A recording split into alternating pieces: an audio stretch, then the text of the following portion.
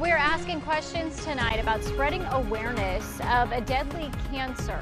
Over 100,000 women in the U.S. alone are expected to be diagnosed with a gynecological cancer.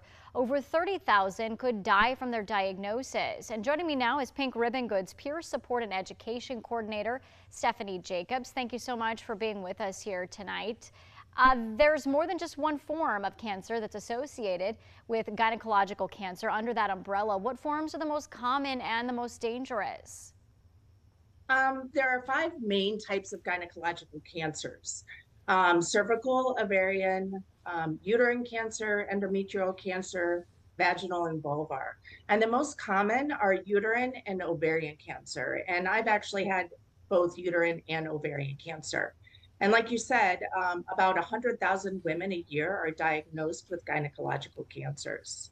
Yeah, so you know firsthand. And what is it that puts women at risk of developing cancers like these?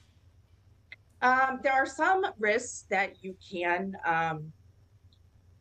change and some risks that you really have no control over. One is just being a woman.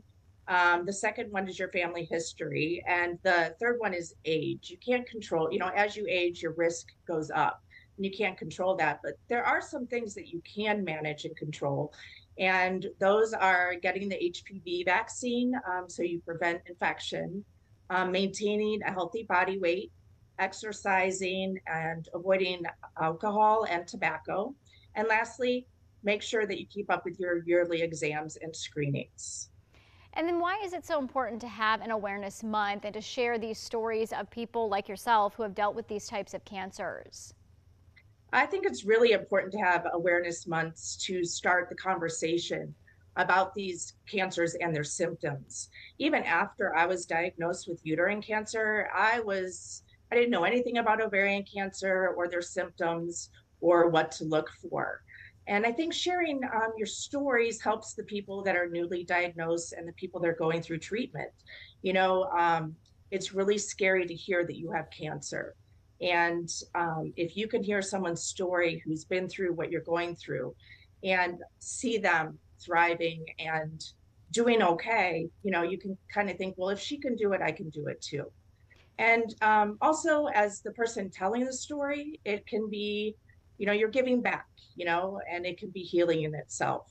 And speaking of giving back, lastly, how does Pink Ribbon Good support those diagnosed as well as their families? We support, our team supports by giving free and healthy meals, rides to treatment, house cleaning essentials, and peer support. All right, Stephanie Jacobs, Peer Support Education Coordinator at Pink Ribbon Good. Thank you so much for joining us to help spread awareness for these cancers this month. All right. Thank you so much for having us.